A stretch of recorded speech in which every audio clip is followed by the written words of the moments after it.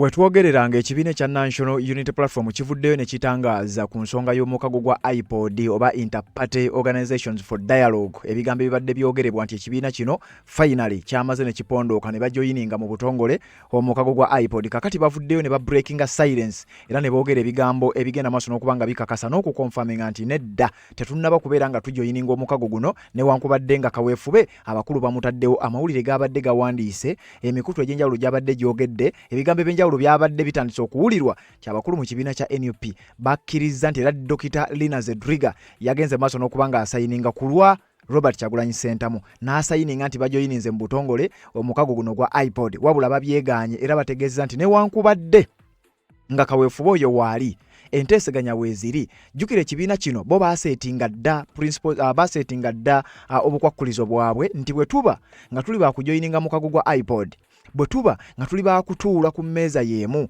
ne General Yoweri Kaguta Museveni waliwo obukwakkulizo na biki byateekeddwa ogenda maaso n'okuba nga atuukiriza kubanga jjukira kimu ku bigendererwa bya okutuula ku mukago guno ebiseera ebisinga tulaba nga kuba kulabikirako kumpi mu bifaananyi awamu General Yoweri Kaguta Museveni awamu n'abamu ku bakulembera ebibiina ebyenjawulo kyekibanga ensonga enkulu esinga okulumya abantu omutwe. Ekyokubiri waliwo ssente omukago guno ze bagenda maaso n'okuba nga bawa ebibiina by'ebyobufuzi biyambibweko okubeera nga biddukanya emirimu gyabwe. Kati ekibiina kya NUP tekikyafuna ssente zino olw'ensonga baagaana okujoyininga omukago gwa iPod. Jjukira lyafuulibwa tteeka mwaka ogwo gwa 2025. Kakati Robert Kyagulanyi Ssentamu n'abamu ku bakulembeze b'ekibiina kino abalala baavayo ne bategeeza bwe muba mwagala tutuule ne General Kaguta Museveni oba n'abantu ne General Kaguta Museveni generally tubeere nga twagala tuseetingewo obukwakkulizo. Ekisooka atusooke kutubuulira ddi abasibe baffe bonna lwe bateebwa era basooke kuteebwa kubanga tebalina musango. Ekyokubiri twagala tubuulire ddi lwagenda ogenda maaso n'okuba nga awaayo obuyinza ebyo bwe binaabaawo tujja kutuula tubeere nga tuteesa kubanga ffenna tuli bantu ate ffenna tuli bannayuganda. Museveni waba toyaga twogeraganye naye tetulina buzibu tusobola okutuula ne twogera. Naye embeera ki eteekawo ekyo ng'abantu baffe bonna abaakwatibwa abaasibibwa bavudde mu makomera kuba tebalina musango. Kati ebigambo ebyo byasigalawo era ngenda kwongera ogendagenda maaso n'okuba nga obiwulira. Kati gye buvuddeko amawulire gabadde gakuba era gabadde gasaasaana nti ekibiina kya NUP finally kyagonze era n'omukago gwa iPod gwakkiriza nti NUP ne Alliance for National Transformation ekibiina kya ANT ekikulirwa omukulu amanyiddwa nga General Mugisha Muntu wamu n'ekibiina ky'abali ekyakasimu ekya PFF mukadde kano be babadde bali ebweru wa iPod. Kati amawulire gabadde gatandise okufuluma okuva mu nsonda ez'enjawulo nga galaga nti NUP erabika yapondoose ne ANT ne bagenda maaso n'okuba nga bajoyininga era nga ne Robert Mao minisita ow'ensonga z'amawulire naye yavaayo n'agamba nti bano bali kwegamba baanirizibwa era nga bakulaga mu bigambo byabwe nti waliwo enteekateeka ey'okulaba nga bano bakomawo era enteeseganya zirabika zigenda mu maaso. When I was last here, I told you about the 2 blocks and some people laughed. But I hope you are beginning to understand that frame. People always understand me much later after I've already spoken and the things that I've spoken have come true. I'm not a prophet, but I just walk with open eyes and open ears. Some people close their ears and close their eyes. So they keep knocking walls, as you can see. Some people are now knocking walls. That's why even though the media calls me, what do you now have to say? Kati Mao ng'agamba nti aba NUP aba ANT mbo bali mu kunookinga bakonkona ku nzigi mbo baagala kuyingira. Bannayuganda bangi bawuliddwako ng'ebigambo batandise obyogera nti NUP ne mutukola kino ne mugenda maaso n'okuba nga mujoyininga ate nga mwatulimba. Omukago guno ngenda kukunnyonnyola ekituufu kye bagenda maaso n'okuba nga bakola. Omukago baguyita Inter-Party Organizations for Dialogue iPod. Guno omukago gugatta ebibiina by'ebyobufuzi byonna era ng'ekigendererwa nti to promote inclusive democracy, institutional strengthening and a peaceful political cooperation. Wabula waliwo obukwakkulizo obwateekebwawo singa omuntu ajoyininga iPod bwe wabaawo obutakkaanya bwonna politically oba onaafuze bubi oba oli akoze atya nti tojja kwekalakaasanga political solution yokka ejja kubeeranga mu kutuula era nga mujja kutuulanga abali mu mukago guno gwa iPod ensonga muzoogerereko eyo. Kati obumu ku bukwakkulizo buno bannayuganda bwe badde nga basinziirako ne bagamba nti ddala lwaki era nsonga ki eyinza okuba nga etenguyizza abakulu mu NUP ne bakkiriza bajoyininge omukago guno gwa iPod. Kakati ekiwandiiko kifulumye ku mukutu gwa mawulire ogumanyiddwa nga The Observer nga kikakasa obanga NUP bavuddeyo ne boogera ensonga eno butya bwegenda maaso n'okuba nga eyimirira. Wabula mu bye boogedde bategeeza nti tetunnaba kubanga tujoyininga officially era n'abakulira omukago guno gwa iPod nabo bavuddeyo ne bagamba nti eyo information gye mugenda maaso n'okuwulira nti NUP yajoyininze mu butongole tekinnabaawo newankubadde nga kaweefube tukyamuliko. Has not formally joined iPod. However, the processes are at the tail end. So they've not joined because joining means that they've signed the memorandum of understanding, which is a public document, and nobody has signed. So the rumor that is going around that Dr. Lina Zedriga has committed the party, that's not true. That's not true. We haven't had NUP join iPod formally, but we are working on a process that will bring them in, which is going to be through a summit that we are working to organize only. Bali mu kukola ekisoboka okulaba nga bakonvisinga, okulaba nga bakkirizisa abakulu mu kibiina kya NUP okukkiriza bino. Jjukira NUP nga yakujoyininga Robert Kyagulanyi Ssentamu alina okubaawo era alina okusayininga.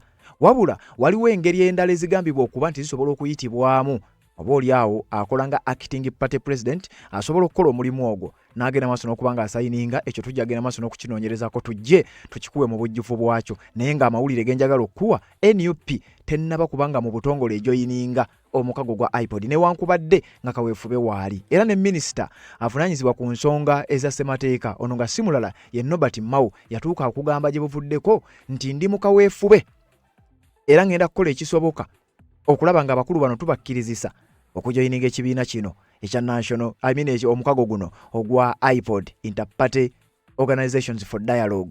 Kyokka bino nga tebinnabaawo NUP ng'emaze okuseetinga principles zaayo kwenaatambulira obanga eseetinze kye bayita conditions eziyinza okukkirizisa bano. Mujjukira ebiseera ebyo ne kkooti erina omusango gwe yasala era nga kkooti omusango ogwo gwasala gwali mwaka gwa 2000 banga sidde ne eriyise nga kkooti yaluulinga nti NUP teyina kufuna ssente ezo olw'ensonga nti tebali mu mukago guno. Kati bino ebyogerebwa nti NUP oba yajoyininze mu butongole oba eri mu kujoyininga, njagala okutegeeza nti tekiri confirmed ate tekiri official. The ruling means court upholds NUP funding cut over iPod boycott. The ruling means NUP will remain ineligible for government funding unless it joins iPod. Parliament changes the law or the party successfully challenges the decision in High Court. Mujjukira nti etteekero lyakyusibwa mu Parliament. Ekibiina kigambibwa okuba nti kyagenda mu kkooti obanga kiteekateeka okugenda mu kkooti ku nsonga ya iPod kubanga teyali ya buwaze. Political party zonna zaali zikkirizibwa okufuna ssente ezo nga si byampaka okujoyininga omukago guno gwa iPod kubanga ssente ezo zaali zivana ezisinga obungi nga zivana bweru wa ggwanga. Mujjukira omukago ogumanyiddwa nga NIMD oba Netherlands Institute for Multi-Party Democracy nabyo ngenda bikunnyonnyola. Naye NUP bavuddeyo finally ne babako bye batangaaza ku nsonga z'omukago guno gwa iPod. Ababadde bagamba nti yajoyininze n'abagamba nti tebannajoyininga mu butongole n'ab'omukago gwa iPod bavuddeyo ne babako bye boogera. Kakati bye nkuleetedde bye njagala owulire. Yajoyininze tennajoyininga yabaffe NUP n'ajoyininga omukago gwa iPod. Nsonga z'obufumbo olina omwami naye ng'akutawaanya, olina omukyala ng'akutawaanya, bajja ne bakwagalako ne bagenda. Gwe alina ebizibu mu byenfuna nga ssente zikuyita mu ngalo, w'oteeka ssente zifa bufi b'owola tebazza. Gwe aloota ng'ogwa mu nnyanja, gwe alumizibwa omutwe nga guganja okuwona, naawe aloota ng'ebintu bikozesa ensonga z'obufumbo. Nina ekifo ku mugga awali amayinja wennyambulirako ebisiraani, ekikwa, ekifiiriza, omudibo, obutaganja, obutaweebwa. Nzijanjaba abantu ab'enzikiriza zonna, nsiŋŋaanibwa njeru ku lw'ejjinja. Gwanjagala kuba ku nnamba yange eyo, naawe ali ewala ennyo yita ku WhatsApp. Yes, webale kubanga okyagoberera yonna gy'osinzira okubanga gy'otulabira naddala gwe atambula naffe ku mukutu guno. Atanaba kubanga osubscribe nga kikole, kirira wansi awo olaba ekigambo subscribe kikwateko nga bulijjo, kwata kade aka notification kakuyamba okubeera omu ku abo abasooka okumanya buli we tuba tutaddeyo. Ate nnyongera okutegeeza nti tulina ne backup channel zaffe tutera okuziteekaawo wansi mu description mu kigambo ekya bbulu, okikwatamu ne kikutwala butereevu ku channel ezo. bwotyo nogenda maaso n'okubanga ate osubscribinga n'oba nga tomissinga nsonga yonna. Twafuna warning ku mukutu guno, so kakati tucreatinga backup channels in case anything happens ku channel eno, tuba tuswitchinga buswitchings n'oba nga empereza yaffe ogisanga side eri. Kakati njagala tusimbule ku nsonga z'omukago gwa iPod oba Inter-Party Organizations for Dialogue, omukago ogwogeza abantu obwama. Ekibiina kya National Unity Platform amawulire gabadde gafuluma nti bano munnange bakkiriza era baagonze nti era Lina Zedriga yasayininze, era waliwo n'amawulire gennala bigatambula nti buli mukulembeze agenda okwetaba oba buli mukulembeze wa kibiina ekigenda okubeera mu iPod nti agenda kufuna emmotoka. Era mbu Robert Kyagulanyi Ssentamu emmotoka ye mbu Lina Zedriga yagenda okugimugirayo. Ebyo njagala okutegeeza nti byabadde byanjwanjwa, tebinnaba kubanga bikakasibwa. Lwaki? Waliwo wano ekiwandiiko ekikakasa bino byengenda maaso n'okubanga nkugamba, era ng'ekiwandiiko kino kyafulumidde ku mukutu baguyita The Observer. Nga bw'omanyi tukuwa amawulire ne tukuwa ne sources ez'enjawulo, naawe n'otandikira kugenda maaso n'okubanga onoonyereza ku nsonga zino ze tukuwa. Wuliriza. NUP breaks silence on government and Robert Kyagulanyi Ssentamu talks. Ennaku z'omwezi nga 15 lwe lunaku olwaliro wenkoledde akatambi mwezi gwa 7 Julayi 2026. Wulira ekiwandiiko bwe kigamba, tutambule. Nga bagamba the National Unity Platform NUP has firmly denied claims that it is engaged in behind the scenes negotiations with the government of Uganda, even as multiple sources familiar with the matter insist informal conversations have taken place in recent months over some of Uganda's most contentious political issues. Waliwo envuvume ezibadde zitambula nti ekibiina kya NUP kiri mu kaweefuba okulaba nga bakoba kwegamba boogerezeganya behind closed doors nti balabe nga NUP ejoyininga omukago guno gwa iPod. Kyokka ate era waliwo era envuvumo ezimu zigamba nti waliwo n'enteeseganya endala ez'okulaba butya Robert Kyagulanyi Ssentamu bw'ayinza okuba nga adda mu ggwanga erya Uganda. Ezo nazo njagala okutegeeza ekibiina kya NUP kivuddeyo ne kikiralifayinga, kivuddeyo ne kitangaaza era n'okutegeeza ekituufu kye ki ku nsonga zino. Kakati nange nzize wano okugenda maaso n'okuba nga mbikuwa. Kati kigambibwa nti newankubadde wayinza okuba wabaddewo enteeseganya naddala ku nsonga zino za iPod n'ebirala, naye enteeseganya wakati wa Robert Kyagulanyi Ssentamu ne General Kaguta Museveni zo tezinnabaawo, newankubadde ng'ebigambo byogerebwa kandi baakakodyo oba akatego akaagala okusuulibwamu ekibiina ekya National Unity Platform, naye in actual sense bino ebintu tebiriiyo. According to sources within both government and the opposition party who spoke on condition of anonymity because they were not authorized to discuss the matter publicly, the alleged discussions have centered on 3 sensitive issues: the possible return of the NUP president Robert Kyagulanyi Ssentamu, also known as Bobi Wine, the fate of political prisoners, and the party's access to billions of shillings in public funding tied to its admission into the Inter-Party Organizations for Dialogue. Liriza mu kiwandiiko batugamba nti okusinziira ku sources okuva ku sayidi zombi eza opposition party ekibiina kya NUP wamu ne gavumenti ya General Yoweri Kaguta Museveni, mbu wandibanga wabaddewokko enteeseganya entonotono wabula nga zino teziri kubiri yobadde owulira. Wuliriza kigambibwa nti bano abayogedde n'omukutu guno abadde boogera on condition of anonymity nga tebaagala kubategeera olw'ensonga nti zino issues zaagaanibwa okubeera nga zoogerebwako mu public. Kakati ffe tuzikuleetedde kubanga tusobodde ozisomola nti ezimu ku nsonga ezakooneddwako kuliko okudda kwa Robert Kyagulanyi Ssentamu. Bino si byange. Ezimu ku nsonga ezigambibwa okuba nti zandiba nga zakooneddwako, either baagala okuziteesaako sinakindi okuba nga baziteesezzaako, nti okudda kwa Robert Kyagulanyi Ssentamu nga simanyi oba sayidi kyeyagala okuleeta ekiteeso ekyo, oba bakulu balaba gyakoma okubeera eri kibanyiga abadamejinga nti oba bali mu kutetenkanya okulaba nga bakkirizisa okulaba kutya bwayinza okudda oba si kyo nga bagezaako okulaba nti ebintu bino bigenda maaso n'okuba nga bitambulira ku sayidi yaabwe. Kigambibwa nti n'ensonga z'aba political prisoners nazo zandiba nga zayogeddwako oba nga zakooneddwako, and the party's access to billions of shillings in public funding, nti ne ssente ezo eziri mu buwumbi n'obuwumbi ekibiina ze kitakyafuna ekya National Unity Platform, either nga sayidi emu egamba leka tubawe ssente zino ze mutakyafuna tubeere ng'ebintu bitambula, oba nga sayidi endala egamba mutuddize ssente ziri tubeere ng'ebintu bitambula. ensonga bwezi wezigenda maaso n'okuba. Wuliriza. The observer could not independently verify the existence or outcome of the reported discussions. Omukutu guno tegwasobodde kugenda maaso na kubanga gumanya ekyenkomeredde naddala ku nteeseganya zino ezoogerwako nti oba ddala zaabaddeyo oba tezaabaddeyo, kati wabaddewo okubuzaabuza, wabaddewo n'ensonga ezigenda maaso n'okubanga zoogerebwa. NUP Secretary General David Lewis Rubongoya categorically denied that any negotiations with the government were taking place. Kati bino byonna by'owulira simanya bateesa ku maddage, simanya bateesa ku biki. Secretary General w'ekibiina kya NUP nga simulala ye David Lewis Rubongoya Ssaabawandiisi yavuddeyo n'abiwakanya era n'ategeeza nti bannange bye muwulira tebiri ate era tebisoboka, tewaliwo yadde ekika ky'enteeseganya kyonna ekigenda mu maaso. Ate era nkakasa ne Pulezidenti Robert Kyagulanyi Ssentamu tewali nteeseganya zayinza kukkiriza kubanga ye yaseetinga dda limits ze nga bw'oziwulidde mu katambi k'engendo okwongera. There is no talks going on between government and NUP on any matters concerning us. Whoever gave you that information was wrong. Rubongoya ng'ategeeza tewali era tewannabaawo nteeseganya zonna. Ekibiina ki breaking the silence, ebigambo bibadde bingi nnyo nti enteeseganya weeziri simanya bateesa.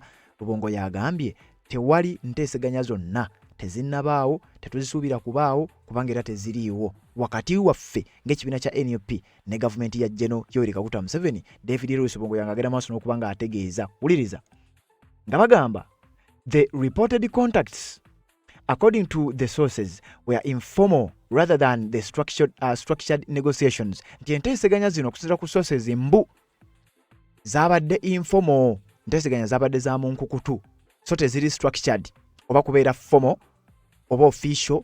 Ensi yonna kugenda maaso n'okubanga ezitegeera okusinziira ku mukutu guno. They alleged that on the NUP side the discussions involved the Secretary General David Lewis Rubongoya and the party treasurer Benjamin Katana, while the government team was led by Uganda's ambassador to the United Nations, Adoniya Ayebare, who was recently designated Minister of Foreign Affairs. Nti okusinziira ku nvuuvuuma ezibadde zikyatambula nga ziraga nti enteeseganya zino zaabaddemu David Lewis Rubongoya, Secretary General oba Ssaabawandiisi w'ekibiina kya NUP, wamu ne Benjamin Katana, treasurer oba omuwanika w'ekibiina kino, kyokka ate bano bennyini ne babyegaana. Kati mbu ku saidi ya NRM oba eya gavumenti wabaddeyo akola nga ambasada w'eggwanga erya Uganda mu kitongole ky'amawanga amagatte ekya United Nations amanyiddwa nga Adoniya Ayebare, nga mukadde kano yalondeddwa nga minisita ow'ensonga z'ebweru w'eggwanga, mbu ye yabaddewo ku saidi eya gavumenti. Kyokka ate bano bwe bagamba ku saidi eno ne bagenda maaso n'okubanga ebintu babyegaana, bagamba ffe tetukimanyi nako ezo enteeseganya mwaziteesezza naani, ng'ate ffe be mugamba nti ffe twabadde mu nteeseganya ate nga ffe tetuzimanyi. Ebigambo ne bigenda maaso n'okubanga bitabuka. Kakati wuliriza okusinziira ku kiwandiiko kino kigenda maaso n'okutunnyonnyola. Neither Ayebare nor government officials named in the report publicly confirmed the existence of such talks.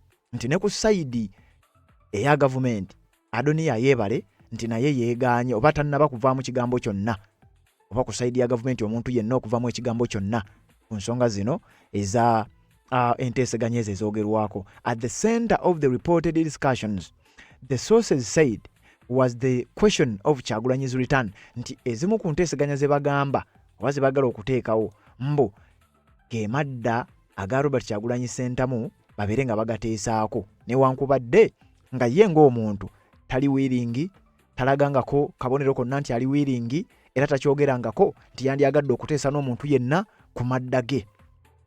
Ebigambo ne bigenda maaso n'okubanga bitambula. Jjukira n'ensonga za iPod zijja, tukyagenda. Robert Kyagulanyi Ssentamu left the country shortly after the January presidential elections, saying he had received intelligence suggesting his life was in danger. After surfacing in the United States of America, he said he would engage the international community to advance what he described as Uganda's democratic struggle before eventually returning home. Nti Robert Kyagulanyi Ssentamu oluvannyuma lwa kalulu ka 2026 yalekulira eggwanga erya Uganda ng'ategedde ku information nti obulamu bwe bwali mu matigga, era yabyogera mu katambi ke yata bwe yali amaze okuba nga resurfacinga mu ggwanga erya United States of America, era n'ategeeza nti gy'agenze ogenda maaso n'okuba nga akola ekisoboka okulaba nga engaging international community okulaba butya bw'ayinza okuba nga avunza okukkakkanya n'okuseketerera gavumenti ya General Yoweri Kaguta Museveni. According to the sources, concerns over his security have remained a major obstacle, particularly following recent reports of abductions and alleged torture of opposition supporters. Nti okusinziira ku nsonda ezeesigika, ekisinga okweraliikiriza n'ekisinga okwogeza abantu obwamu bw'enteeseganya we ziri oba teziriiwo, nsonga za byakwerinda eza Robert Kyagulanyi Ssentamu teweerabira security ye. Security team yonna bali mabega wa mitayimbwa. Abantu nga Eddie Mutwe, abantu nga ba Akilewo Kivumbi, abantu nga ba General Gaddafi, abantu bonna nga b'obamanyi bali mabega wa mitayimbwa.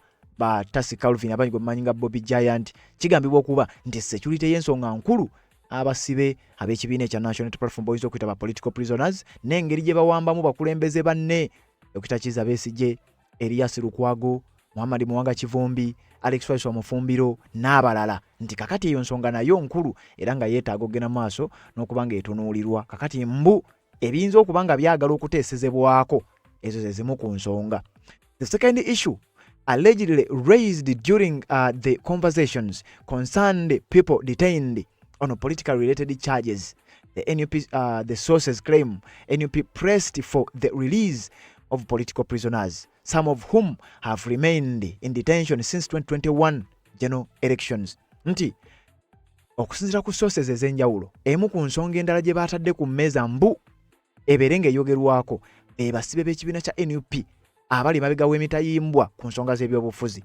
Naddala abo abakwatibwa ba Bobby Yanga, ba Yasini Machete, abo abakwatibwa mu kalulu ka 2021 nti nabo bateekeddwa okugenda maaso n'okubanga bateebwa. Bwe baba tebateereddwa tewaliwo kijja kugenda mu maaso. Bino bugambibwa kubanga kino kiwandiiko ekifulumidde ku mukutu ogumanyiddwa nga The Observer. Batugamba they further alleged that the government indicated a willingness to consider releasing those arrested in connection with the 2026 electoral period, but drew a distinction between suspects arrested after the 2021 elections. Uliriza nti okusinziira ku mukutu guno nti enteeseganyo b'ebigambo ebyayogeddwako ebyo ebiri mu kwogerebwa nti abakulu mu gavumenti ya General Kaguta Museveni mbu babadde bo bagamba nti bwe tuba tujja kuta bano betukutte mu kalulu ka 2026 oba mu period yeeno akalulu ka 2026 we kabeereddewo, abo be twakwata mu kalulu ka 2021 basigaleyo, bo basigale nga bakyawera ennemba n'egyo emisango egyabateekebwako oba weegiri oba tegiriiwo. But they said they will not release those who were arrested in relation to 2021 because they are criminals. Okusinziira ku sources, mbu abakulu mu gavumenti ya General Kaguta Museveni bagamba nti kale bano betukutte okumpi mu kalulu ka 2026 ba Sauda Madada, ba Olivia Lutaya, bano ba bonna ba Waiso Mufumbiro, ba Eddie Mutwe tusobola okubata. Naye betwakwata mu 2021 ba Yasini Machete, abo ba Bobby Yanga abakwatibwawo nga 2026 tannatuuka, nti bo gavumenti egamba tetujja kubata kubanga abo bo ba criminals. Misango ki gye bazza? The claim, uliriza tuli mu kiwandiiko ekifulumidde ku mukutu ogwa The Observer, batugamba nti the claim could not independently verified, nti newankubadde bino biri bito naye tetunnaba kubanga tubikakasiza ddala.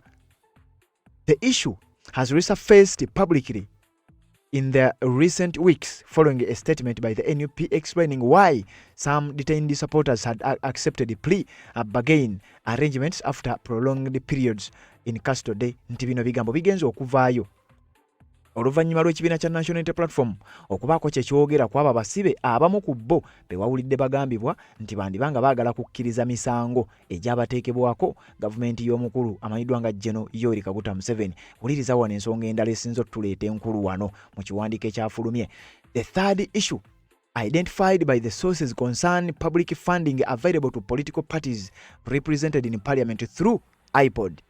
Nti ezimu ku nsonga endala ezoogerwako zeza ssente omusimbi ogugambibwa okuba nti guweebwa ebibiina by'obufuzi ebirina ababaka mu parliament, omukago ogumanyiddwa nga Inter-Party Organizations for Dialogue, gwe mukago ogumanyiddwa nga ogwa iPod. Nti since amendments to the Political Parties and Organizations Act took effect last year, NUP has been unable to access funding that party officials estimate is worth close to 8 billion Ugandan shillings. Nti okuva jukira omwaka oguwedde bwe baali bakyusaagamu ku mateeka mu parliament eyo, waaliwo kye bayita Political Parties and Organizations Act, etteeka eryo lyakyusibwa. Ekibiina kya National Unity Platform ngeri ekiri nti kyali kyagana okujoyininga iPod, ate nga kiri mu mukago guli ogukkiriza ebibiina by'obufuzi okubanga bifuna ssente ezo, gavumenti n'ebigatta nega kakati okugenda mu mukago guli olina okubanga neeno obadde gy'oli. Kati ekyo yaleetera ekibiina kya NUP okubeera nga babadde tebakyafuna ssente ezo, era nga NUP mbu nga yeegamba ezo ssente zikunukkiriza obuwumbi bwa ssente za Uganda nga 8, nti kati NUP egamba yakafiirwa obuwumbi nga 8 olw'okubeera nti tekyali mu mukago guno ogwa iPod. Kati kigambibwa mbo mu bimu ku byayogeddwako nga byandiba nga biri mu nteeseganya ensonga eyo kweri. Uliriza wano. The party previously challenged the legislation in court but was unsuccessful. This week, NRM Secretary General Richard Todwongo publicly confirmed that the ruling party had agreed to NUP joining iPod, potentially opening the way for access to the funding. Ekibiina kya National Unity Platform wano wenkugambidde nti kyavaayo ne kigenda mu kkooti ku tteeka eryakyusibwa mu Parliament ku nsonga z'omukago guno ogwa iPod.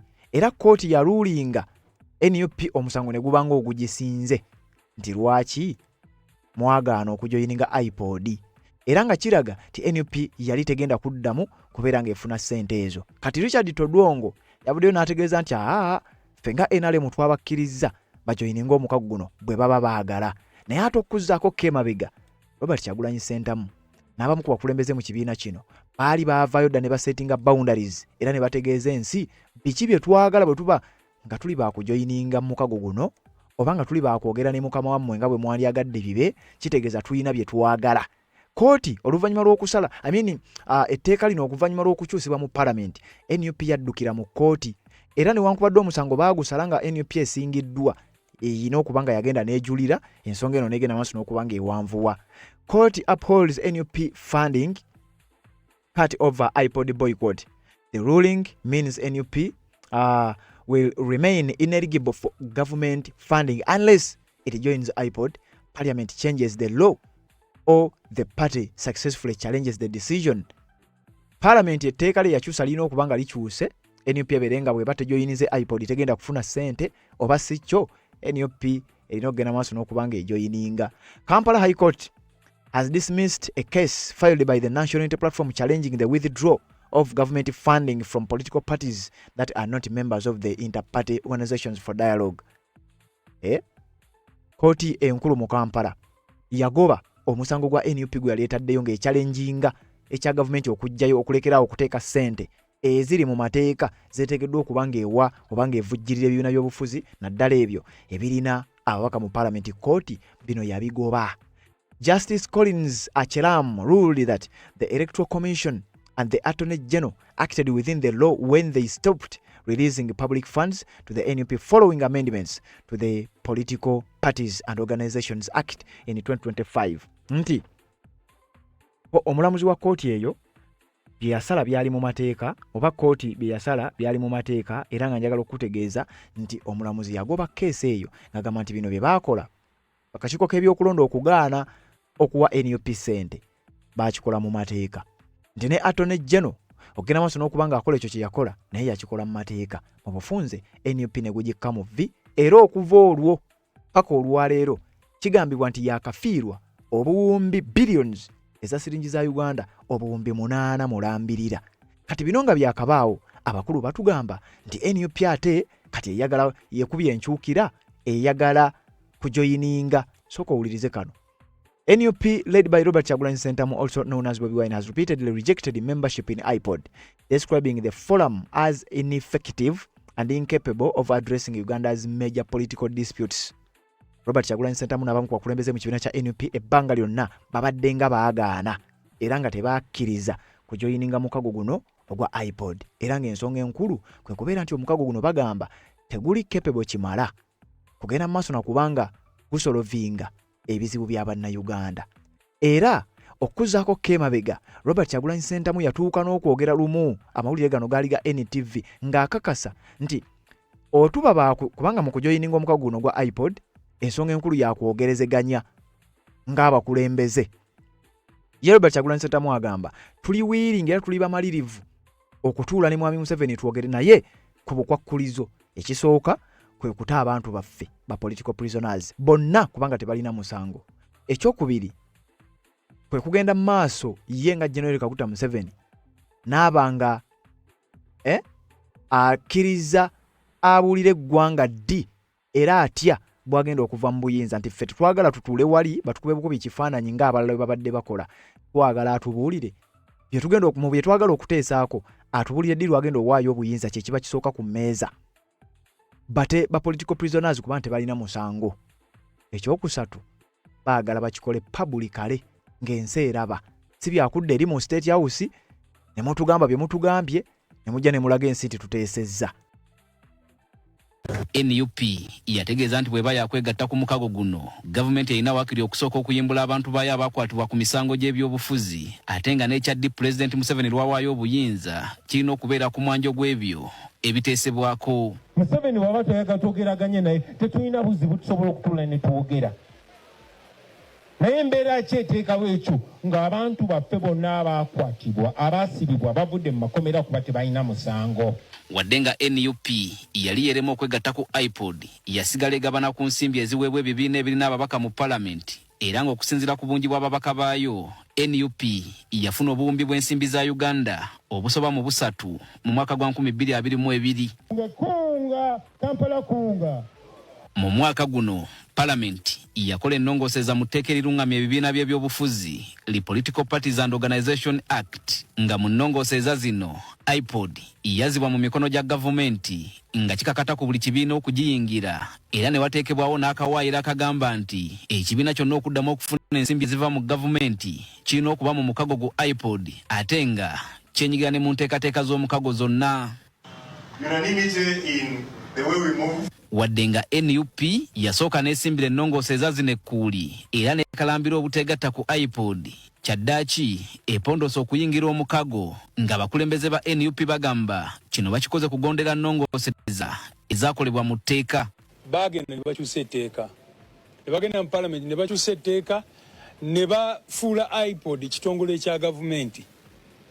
Nga bwe bagambe luli teyali kitongole kya gavumenti, yali optional, ne bakifuula mandatory. Kyovola twa statement yaffe badde gamba nti kati kiri mandatory buli kibiina either okuba nga kigwa mu iPod oba nga kigwa mu Forum for Non-Represented Political Parties. Mu bbaluwa eyawandiikiddwa ssaabawandiisi wa NUP eri omukago gu iPod, David Lewis Rubongoya yategeeza nti kati ekibiina kyetegefu okuteeka omukono ku ndagaano ebayingiza iPod. Kale wano mugambe nti tugende mu iPod by force. Wano ne tubakisa statutory instrument ne mugano gituwa. Wano ne tukola byonna nga bagezaako nga bigendererwamu okulwanyisa National Unity Platform. Kati tubagambye kale naye MOU gye mwagala okusayininga katugisayininge tulabe. Twafunye ebbaluwa okuva mu NUP. Ebbaluwa egamba nti baagala okusayininga MOU. Era tuli mu process egezaako okulaba nga tubaddamu. Kyokka okusinziira ku ssenkulu wa iPod, Dr. Lawrence Serwambala, NUP ekyalina olugendo lunene okukkirizibwa mu iPod ng'ekyokuteeka omukono ku ndagaano ly'eddala erisembayo okubafuula bammemba abajjuvu. Ekibiina kirina kusooka kuwandiika nti twagala okwegatta ku iPod. Ekyo bwe kimala then nga council y'aba secretary generals etuula ng'eyisa resolution eyo negenda mu summit nekola formal admission. Aba NUP bagamba ekyokuyingira iPod bakukikolera mu bulumi kubanga n'etteeka eribasindiikiriza lirimu ebirumira bingi. MOU egitogerako yakolebwa mu 2022. Mu mateeka kikyali baddeyo nti ogamba nti ekibiina ky'ebyobufuzi buli kimu kirina okubeera mu iPod, naye iPod gye boogerako memorandum of understanding ya 2022. Endagaano ya iPod MOU bweba nga nkadde lwaki omuntu yandiyagadde okuteeka omukono ku kintu ekyaggwamu ekyo tekiriimu nsa. Lubongo yagamba ne bwe banaaba bayingidde iPod si bakwekkiriranya ku ebyo bye bakkiririzaamu. Mugenda kutulaba ffenno newankubadde tuwandise MOU eyo n'ebirala kyensobola bagamba tetugenda kuva ku nnono zaffe ne dimandi zaffe tetugenda zikyusa. Nze nandirowooza nti okwagala okujja okwanika kiyinza obutakola makulu n'obutayamba. Ekikulu kyakuba nti kiki kyetugenda okukola, what is going to be a value addition. kubigambibwa nti NUP erwana kulaba ng'efuna akasente okuva mu gavumenti. Lubongoya aliko byayanukudde ku nsonga eno. Siza Museveni ng'omuntu. Sente ezo zamiwa omusolo. So bana ba NRM balimo ogezaako okubawuddisa n'okubalowoozesa nti invention yaabwe nedda. Wadde nga bakkiriza okuyingira iPod, aba NUP bakyagenda mu maaso n'okuwakanya eky'okubasindiikiriza mu mukago guno ku ssengeri ennongoosereza mu tteeka gye zaakolebwamu, era ng'olunaku olw'enkya kkooti enkulu yakuddamu okuwulira omusango guno. Peter Serugo kati kkooti enkulu bwetyo bwe yasala era neetegeeza NUP tegenda kgenda maaso na kubanga efuna akasente akera egyo emyezi gyonna egiyiseewo NUP ebadde tefuna ssente nga kigambibwa 8 billion Ugandan shillings ekibiina ze kifiiriddwa okulaba nga tekizifunye olw'okubeera nti baava mu mukago guno ogwa iPod naye nga tebaaguvaamu kyeyagalire wabula bali okuvannyuma lw'okukyusa etteeka nga bw'owulidde David Lewis Lubongo yabwakutegeezezza nti iPod gavumenti yagikwata n'egifuula yaayo oba n'egifuula ekitongole nti kya gavumenti. Omukago guno n'egufuula nti gwa gavumenti kati nga political party yonna okufuna ssente zino erina kubanga eri kugamba nga gavumenti yebanga esazeewo, era bino bizze nga bitambula oluvannyuma lwa kkooti okuwa ensalawo yaayo n'abamu ku bantu ne bakakasa nti NUP tegenda kubeera ng'efuna ssente. Mujjukira Mao yagenda maaso n'okubanga abinnyonnyola nti NUP tebagenda kuddamu kufuna ssente zino eza iPod kubanga bagaanye okujoyininga era okuva olwo ssente zibadde nga tezifunibwanga. Ebibiina ebigenda okufuna ssente ezo bye bibiina 6. NUP tegenda kufuna kubanga yo teri mu iPod. Ate ebibiina okusinziira ku mateeka agaliwo ebibiina ebirina okufuna ssente bye bibiina ebiri mu iPod. Ekyo kiri mu mateeka. Ate Parliament ye yayisa etteeka eryo. Kati eri enkambi ey'okubiri mulimu NUP ekulemberwa Robert Kyagulanyi, mulimu PFF eya Lukwago, omuli ne Kano Besigye. Abo bo balayira nti tebasobola kutuula ne President Museveni. Bo bali ku kimu agende. Ffe tugamba tuwaye. Bo tebaagala kuwaya. Balina ebyokwekwasa bingi. Mu nkambi yaffe mulimu President aliko kati. Ate mulimu lazima mulimu President yaddako.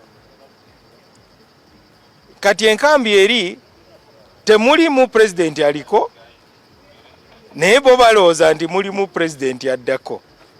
Naye nga bo balooza bajja kuddako naye nga tebateeseza ate nga tebalabawo President aliko kati. Naffe tebatulabawo bagamba batutwala nga abatalina bwongo. Bo balowooza nti buli atuula ne President Museveni obwongo bw'aba bulese mu parking. Kakati Mao ye yennyini yavaayo n'akkaatirizera n'akakasa nti ali mu kukola ekisoboka okulaba nga NUP egenda maaso n'okubanga ejoyininga. Era oluvannyuma lw'ebigambo ebyo Mao yasiiga ekifaananyi nti NUP teriiyo era tennajoyininga. Newankubadde njagala oyawula ebintu bino gwampuliriza. NUP egezaako okulaba ng'edda mu mukago gwa iPod wabula mu mateeka era mu nteekateeka eri eyasooka. Kakati kigambibwa nti bano abakulu bo baagala ejje mu iPod egenda okutambulira ku ntoli ez'abakulu abali mu buyinza nga bwe kibadde kifaanana. Mao yawulirwako ng'agamba agenda kukola ekisoboka oba ali mu kukola ekisoboka okulaba ng'abakonvinsinga bakkirize babeere nga bajoyininga omukago guno gwa iPod. Minister ow'ensonga ez'amateeka era nga ye president w'ekibiina ki Democratic Party DP Norbert Mao atubulidde nti agenda kukola kyonna ekisoboka okulaba ng'ekibiina ki NUP kyegatta ku mukago ogwa iPod ogutaba ebibiina by'obufuzi byonna mu ggwanga. Mao agamba nti ebibiina 5 bye byakkiriza okwegatta ku mukago guno wansi w'etteeka erikyali eppya kyokka ekikyamulumya emmeeme kwe kulaba nga NUP bakyagaanira eddala okwegatta ku mugendo guno ogwa iPod. Ono agambye nti ekibatwala mu iPod si kyakugabana nsimbi ezigenda eri ebibiina by'obufuzi wabula kukakasa nti mu ggwanga mubaamu emirembe nga bannabyabufuzi bayita mu kuteesa. Omusasi waffe Kabitwe mu bujjuvu. Okuvira ddala ekibiina ki NUP lwe kyaggulwawo kakati emyaka gikonye 5 miramba kyaganira ddala okwegatta ku mukago gwa Inter-Party Organization for Dialogue oba iPod nga kigamba nti mpawo kalungi kagulimu kubanga nayo bateesa ekibiina ekiri mu buyinza kisigala kibatuusako obulabe naddala okukwata abakiwagira. Mukyatunulirwa ng'ekyali kigendereddwa mu kugolola banettumba gye buvuddeko Paalamenti yayisa ennongoseza mu tteeka li Political Parties and Organizations Act nekifuuka kya buwaze eri buli kibiina kya byabufuzi okwegatta ku mukago guno ng'ekisisigiza tekirina kuganyulwa mu nsimbi za buli mwaka eziweebwa ebibiina ababaka mu Paalamenti bisobole okweyimirizaawo. Okakasa nga kino kiteekebwa mu nkola, minisita akola ku nsonga z'amateeka Norbert Mao yakulubuta omukugu gw'ebbaluwa gye buvuddeko n'aguweereza eri akakiiko k'ebyokulonda nga kalagira obutagabira bibiina by'ebyobufuzi byonna nsimbi za iPod okutuusa nga bakkanyiza ku nkolagana empya wansi w'etteeka eryakayisibwa. Kati olunaku olwaleero Norbert Mao era nga yakulira ekibiina ki Democratic Party atugambye nti okuva ennongoseza lwe zaakolebwa mu tteeka lino erirungamya ebibiina by'ebyobufuzi ebibiina 5 byakateeka omukono ku nkolagana eno empya nga nakyo kyali ku ndeebolebo y'okuteeka omukono ku nteekateeka eno kyekya FDC. I think those are the 5 that have signed the new MOU. So I've got a letter from FDC saying the party president is willing to sign. Mao agamba nti newankubadde baliko batuuse mu nteekateeka eno ekimusuuza ng'akokunadde nga lumuwande mu kikata kikya NUP ekyefudde nampulira zibi naye gaana okuteeka ekitiibwa mu mukago guno wadde okuwuliza bagukulira kye bagamba. We expect that NUP, this is not really about President Museveni. This is about Uganda. I don't know why people want to complicate something so much. Mao agamba nti ne bwe kibanga kyetaagisa kweyambula bitiibwa afuuke ng'owa wansi agenda kugenda ku kitebe kya NUP agumbaawo okutuusa nga bakikulira bamuwadde okutu ku kyokwogera ku iPod. I'm ready to go to Kabule and kneel and beg and say, please, you represent an important constituency in Uganda. It doesn't matter whether you are saying what, but you are part of our body.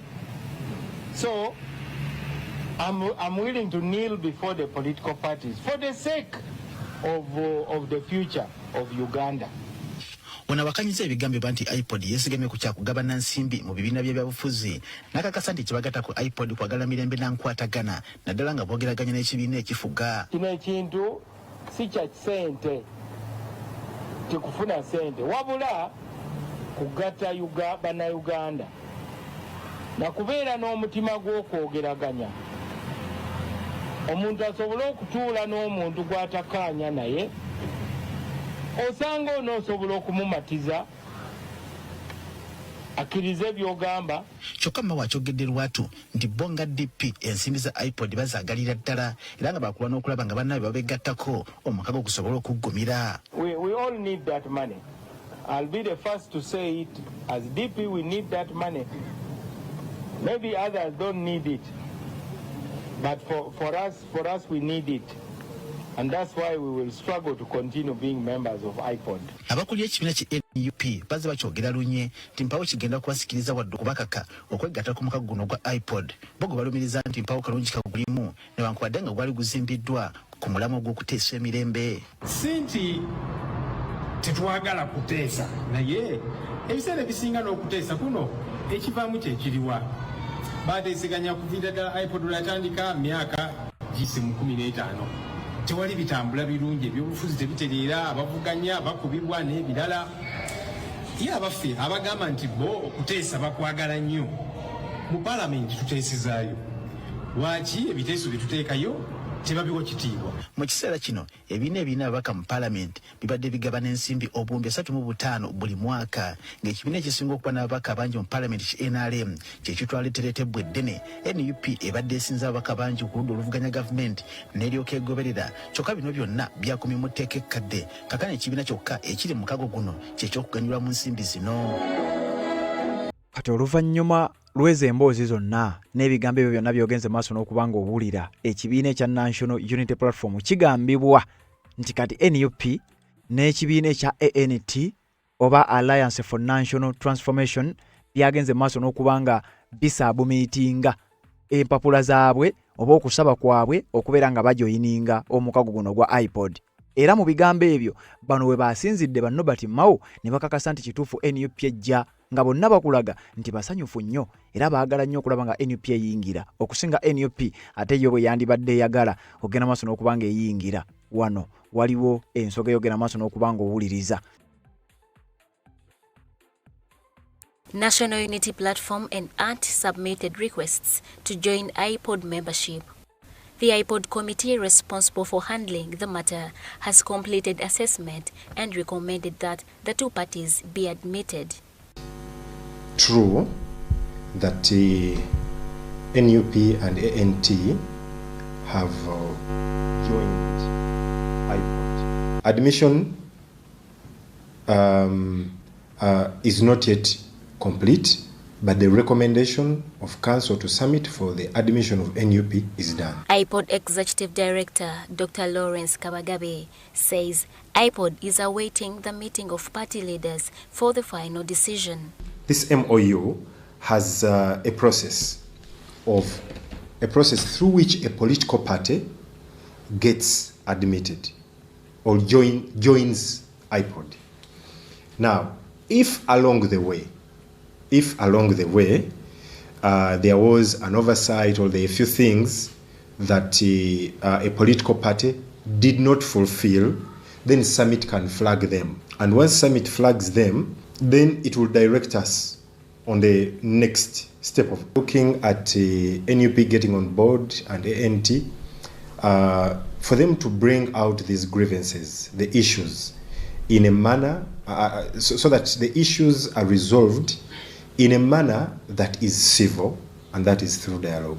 Meanwhile, NRM spokesperson Emmanuel Dombo says the admission of NUP and ANT would enrich political dialogue on national issues. This is something that is very much welcome. For me, I look forward to welcoming the National Unity Platform and the ANT into the forum of civilized parties to talk about the problems of Uganda. Right from the word go, makes people who are adversaries to come together. Solutions can only be found through dialogue. In politics in Uganda, there is no absolute winning. Once we have elected a president, we have members of parliament, all those leaders are supposed to talk on behalf of all Ugandans, whether they elected them or not. So it is only through dialogue that we can find solutions to our problems. So dialogue is good, and I strongly believe that if they are honest, dialogue is going to work for the people. The development follows recent amendments to the law introduced by the Minister of Justice and Constitutional Affairs, Nobert Mao. Irene Faith Nantongo, Joseph Muyingo, UBC News. Kaweefube wakulaba ng'ekibiina kya National Unity Platform kiyingira omukago guno. Kyokka ate jjukira wali batugambye nti ekibiina kya NUP kyegaanye ebyogerebwa nti enteeseganya ez'enjawulo naddala ku nsonga eno ya iPod ziyinza okuba nga teziriiwo era mbu ebyo byanjwanjwa babyappa. Kyokka ate mu bigambo bye tugenda maaso n'okuwulira abakulu bagamba nti enteeseganya zandibaawo. Era ne ku mukago gwa iPod ekibiina kya National Unity Platform singa kiba kiyingidde kitegeeza obukwakkulizo bwe baagaana mu kusooka babanga abakkiriza newankubadde nga ekibiina kya NUP kikyagenda maaso n'okuba nga kibyegaana. Kyokka newankubadde nga n'abakulira omukago gwa iPod nabo bavuddeyo ne bakakasa nti NUP kale newankubadde ebyokujoyininga biri awo naye tennaba kubanga ejoyininga mu butongole, bino bikyali byanjwanjwa. Kati ye Nobert Mao yavuddeyo n'akakasa kyekyamazima NUP eri mu kujja era n'alaga n'essanyu lwaki bagenda maaso n'okuba nga bajyaniriza mu mukago gwa iPod. Nobert Mao olowooza lwaki ayagala nnyo era ali excited nnyo okulaba NUP ng'ejoyininza omukago gwa iPod. When I was last here, I told you about the 2 blocks, and some people laughed. But I hope you are beginning to understand that frame. people always understand me much later after I've already spoken and the things that I've spoken have come true. I'm not a prophet, but I just walk with open eyes and open ears. Some people close their ears and close their eyes. So they keep knocking walls, as you can see. Some people are now knocking walls. That's why even though the media calls me, what do you now have to say about Noop's change of heart? What do you want me to say? If somebody has changed their opinion, they've changed their opinion. Am I the one to explain it to you? So, please, please, please, save these young people from extremism. You're pushing them to get lost. And when you post these videos, now you're finally kneeling for money. This is not about money. These young people are Ugandans and they represent a section of people who are demanding certain changes in our society. But they just need to be guided so that they do it properly. So you are going to see them in the same tent with all the rest of us, and they will talk their own issues. There is no flash disk that is going to be put on the head of a Nup leader that you must only say what is on the flash disk. You come and say what you want. Now, but you people now that, the president just wants to take a photo with me. Who are you really? That taking a photo with you is such a big deal. It is not about the photo. It is about saying, I am sitting in this tent, but I have my own vision of how Uganda should be run. Now you start drawing his cartoon that is kneeling, pleading, that is now knocking, wagwan, what? You people are really making it difficult for leaders to lead. You are putting the person in a very tight corner. Don't turn this into a joking topic. Mawagamba abakulembeze ba NUP bajja era mugenda kubalaba nabo mu tenti yemu. Okate ekiwandiiko kiri kye nkusomedde kiraga kyabamu ku bakulembeze ba NUP bagamba nti bino tebiriiyo. Ate nga ne mu biwandiiko tugenda maaso n'okuba nga tufuna wano waliwo confusion. Olowooza ani agenda maaso n'okuba nga abuza.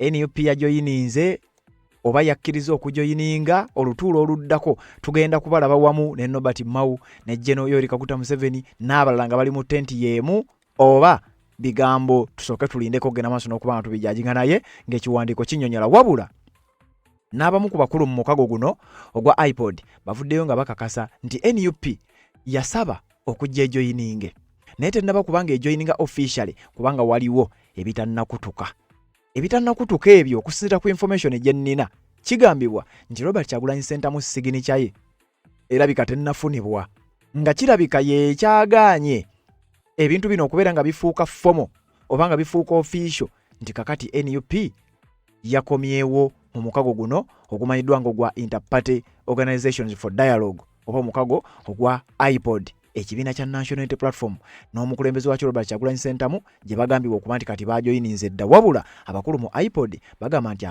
tebannaba kubanga bajoyininga officially newankubadde ng'enteekateeka weeri. National Unity Platform has not formally joined iPod. However, the processes are at the tail end. So they've not joined because joining means that they've signed the memorandum of understanding, which is a public document, and nobody has signed. So the rumor that is going around that Dr. Lina Zedriga has committed the party, that's not true. That's not true. We haven't had NUP join iPod formally, but we are working on a process that will bring them in, which is going to be through a summit that we are working to organize. Only citizens of Uganda who are 18 years and above and who are ordinarily residents in those particular villages are allowed to participate in these elections. So it is only citizens that are allowed to register in the village books as voters. It is only citizens of Uganda that are allowed to contest for positions of LC1 chairpersons. It is only Ugandan citizens that are allowed to contest and be on the women committees. It is only Ugandan citizens that are allowed to be nominated to be on committees constituted by chairpersons of LC1. So foreigners, if you are a foreigner and you are a non-Ugandan, this is not an exercise you should be involved in, because involving yourself in this exercise. Kati ku nsonga za iPod njagala ogende mu comment section ombuulire gwe kiki kyolowooza n'ensonga zino nga bwe zanditambudde. Abakulu ensonda ezeesigika oba ensonda ezimu zigamba nti abakulu mu kibiina kya NUP bali mu nteeseganya, ate nti si iPod yokka wabula n'enteeseganya z'abasibe n'okudda kwa Robert Kyagulanyi Ssentamu. Naye ate okusinziira ku sources ez'enjawulo zitulaga nti bino bya bulimba era tebiriiyo. Kakati ate tugenda maaso n'okuwulira n'abava mu mukago guno gwennyini ogwa iPod nga nabo baliko bye boogera. Kakati wano wenjagala osinziire ogende maaso n'okuba nga oteeka obubaka bwo mu comment section ng'era bulijjo nga bwe tutera ogenda maaso n'okuba nga tukikola. Kakati njagala kulaba ani eyazze mu comment section ne tuba nga ate tuwayaamu ku mukutu ogwa Red Zone TV. Ate naba kuba nga osubscribe nga kikole bagiyita Red Zone 256. Hadija Kiberu webale kubanga kuoli webale goberera omukutu ogwa Red Zone 256. Onamise Ramadan nawe bali kubanga kuoli agamba webale kuweereza gwasinga okubanga ogoberera obutakoowa. Silvia Nora nawe bali kubanga kuoli. Nasejje Immaculate nawe bali kubaako. Anaya Heavens nawe bali kubanga ogoberera. Kenganzi Agnes webale kubanga ogoberera. Bamwise Muniru Karenzi nawe bali kubaako. Kalasira Matthias nawe bali kubanga ogoberera. Ono bamwise Nabakoza Sumaya nawe bali kubanga kuoli. Nambuya Felistas nawe bali kubaako ku mukutu ogwa Red Zone 256. Nandera Asha nawe bali kubanga kuoli. Kasule Vererian nawe bali kubanga kuoli. Bamwise Jimo Kato Nanteza Hajara we bali kubanga kuoli obubaka bwatuuse. Josephine Nakanwaji onabeera wanga byabe banzaala we bali kubanga kuoli. Imelda Odongo nawe bali kubanga ogoberera. Nansubuga Noelin nawe bali kubanga kuoli. Agamba we bali kutuweereza nawe bali kubanga obeerangako Nansubuga Noelin oweddire Mamba. Tukasingura Brian nawe bali kubanga kuoli. Abbas the man nawe bali kubanga ogoberera.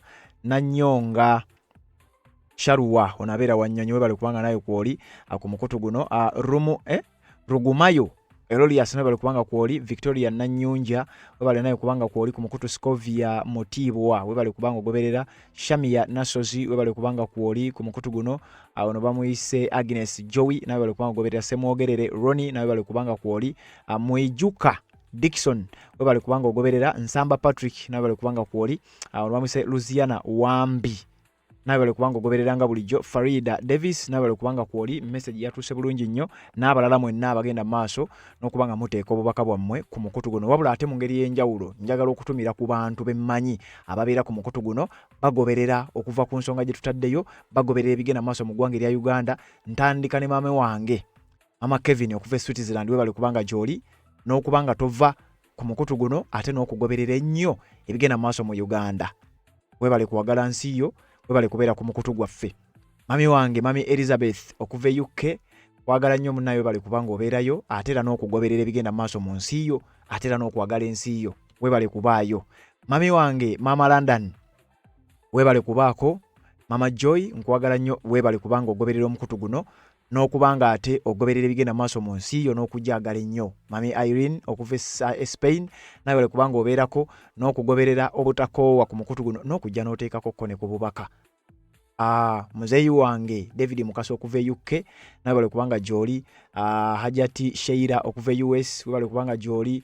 Rose sister wange Rose e US we bali kubanga naye kwoli. Abudu okuva e South Africa nawe bali kubanga kwoli. Ne baganda bange mwenna abali mu Middle Eastern countries mwe bali kubanga mugoberera omukutu guno mubeera kujja mwe bali kujja nga muteeka obubaka mu comment section mwe bali kubanga mubeerako ate n'okucontributinga naddala ku nsonga ez'okugatta eddoboozi bigambo ebigenda mu maaso mu ggwanga erya Uganda. Na buli muntu yenna ajja mu comment section amannya nnyinza obutagamalayo kuba abantu abasinga mbayina mu mutwe. Nnyinza obutamalayo mannya. Waliwo neyantereddeko message wano nangamba ali live from Canada naye erinnya lyannemye okujjukira mu mutwe. Peter Kityo we bali kubanga gy'oli. Khalid Hamad we bali kubanga nawe gy'oli. Joseph Kigundu. Christine Chewalabye we bali kubaako. Mukasa Abudu we bali kubaayo. Namakola Phoebe nga bulijjo we bali kubanga nawe kwoli. Farida Davis we bali kubanga ogoberera. Bamwise Arina Itwe Rina bali kubanga kuoli message yatuse bulungi nnyo Nandere naye bali kubanga kuoli Waiswa Jamali n'abalala mwenna njagala mugende mu maaso n'okubanga muteeka obubaka bwammwe mu comment section ku updates eziba zigenda okuddako obubaka obwo tujja kuba tugenda mu maaso n'okubanga ate tubuyita mu katuuliziganye mu updates eziddako. Nsonga z'obufumbo olina omwami naye ng'akutawanya, olina omukyala ng'akutawanya, bajja ne bakwagalako ne bagenda. Gwe alina ebizibu mu byenfuna nga sente zikuyita mu ngalo, w'oteeka sente zifa bufi b'owola tebazza. Gwe aloota ng'ogwa mu nnyanja, gwe alumizibwa omutwe nga guganja okuwona, naawe aloota ng'ebintu bikozesa ensonga z'obufumbo. Nina ekifo ku mugga awali amayinja wennyambulirako ebisiraani, ekikwa, ekifiiriza, omudibo, obutaganja, obutawiibwa. Nzijanjaba abantu ab'enzikiriza zonna, nsiŋŋaanibwa njeru ku lw'ejjinja. Gwanjagala kuba ku nnamba yange eyo, naawe ali ewala ennyo yita ku WhatsApp.